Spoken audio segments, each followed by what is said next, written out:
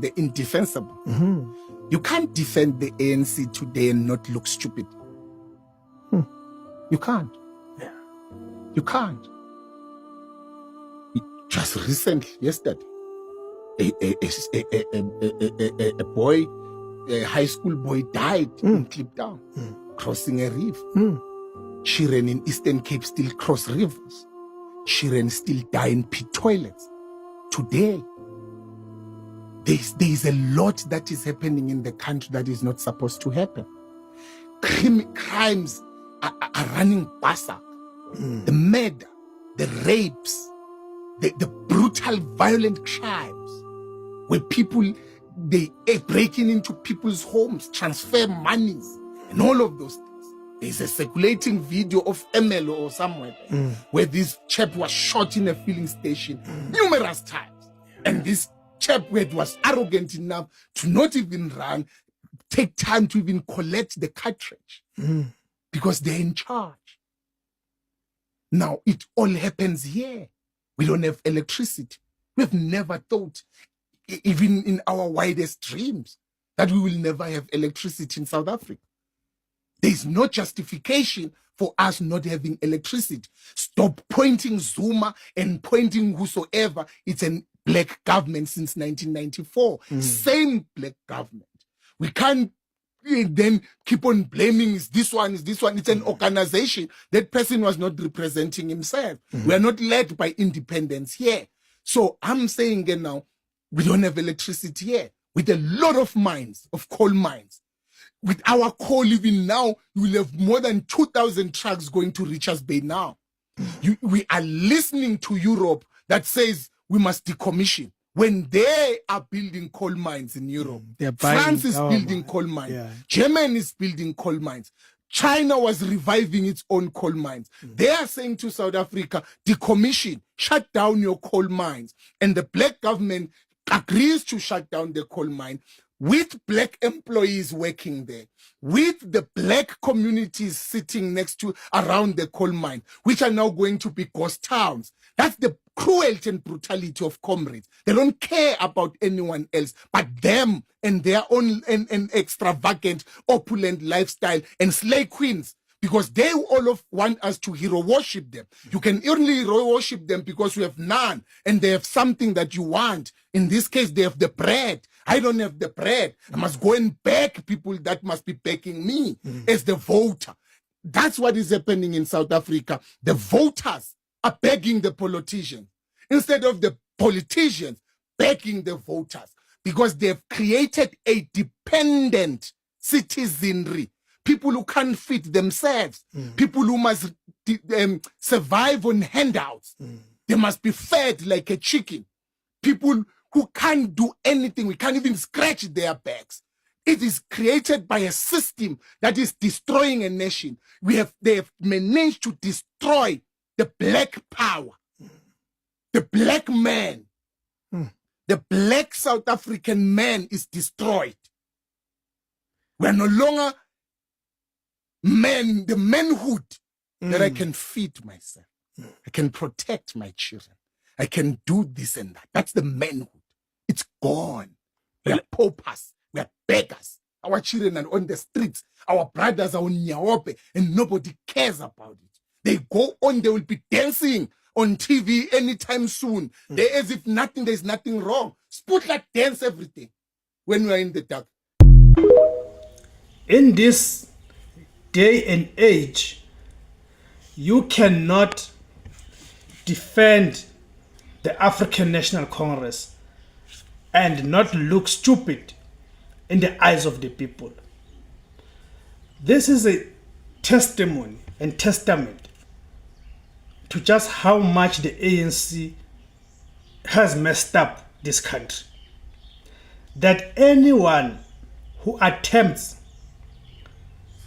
to defend the ANC, whether genuinely so or for other nefarious reasons, cannot help but look stupid in the eyes of the masses. And we cannot blame the masses for viewing anyone who defends the ANC as stupid, because the mess that the ANC has created in this country is visible for everyone with eyes to see. I'm saying everyone with eyes to see because we know there are people who are not prepared, who are not willing to admit to the failures of the ANC. It does not matter how much evidence you present in front of them. That's what you call cognitive dissonance. They never admit or willing to accept just how horrible the ANC has been. Let me say this without sugarcoating it, without any fear or favor or fear of any contradictions, and say it outright as it is. In 2026, in this day and age, you cannot defend the African National Congress and expect people to take you seriously. You just cannot.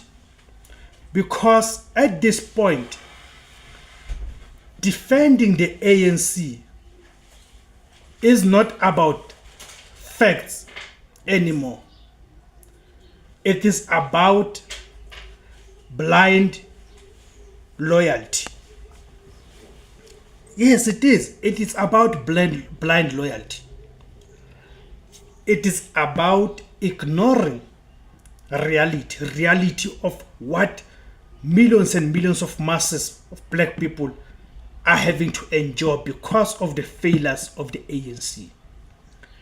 And worst of all, it is about insulting the intelligence of South Africans who are living the consequences of ANC failure every single day.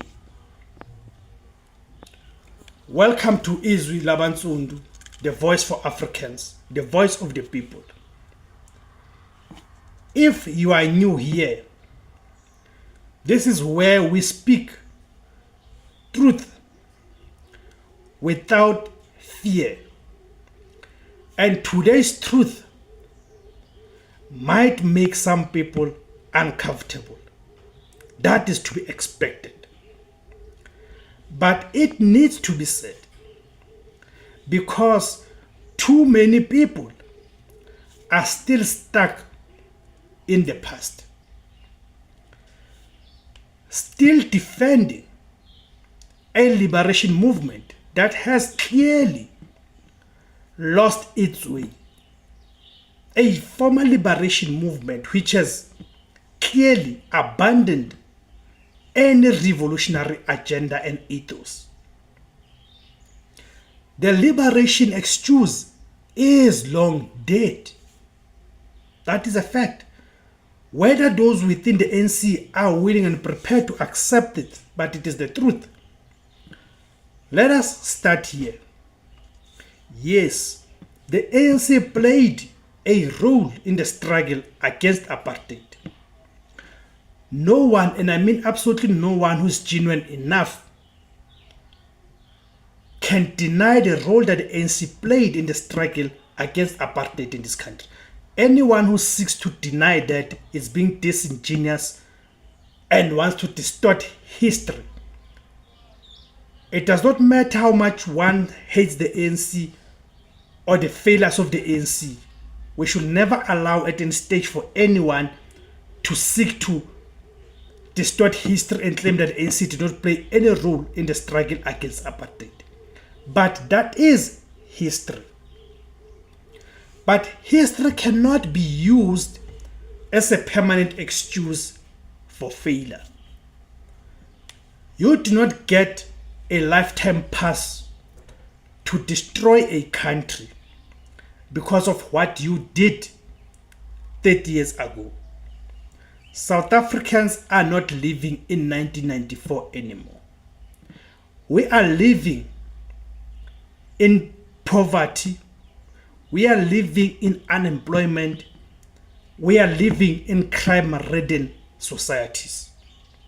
So when someone says, but the ANC liberated us, you ask them, liberated us into what exactly? Because freedom without opportunity is not freedom.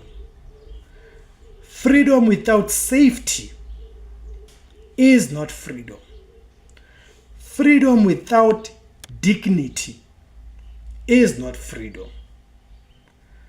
The reality on the ground. Now let us talk about the reality. Look around you, where you live. Electricity is unstable.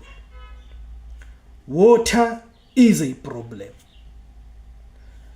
Jobs are scarce. Crime is out of control. Infrastructure is collapsing. This is not propaganda. This is everyday life. And yet, you still have people defending the ANC like everything is fine, like all is well. But how? How do you defend a government that has had over 30 years to fix things and things are getting worse? At some point, you have to take the responsibility. At some point, you have to take accountability and start asking, what has the ANC done with the power it has had over 3 decades? Because power without accountability leads to exactly where we are seeing today. Corruption and looting. Let us go deeper. One word, corruption. South Africa has witnessed scandal after scandal. Right? From the so-called state capture, to missing billions, to leaders enriching themselves while the people suffer. And yet people still defend the ANC. Why? Because of loyalty. Because of fear.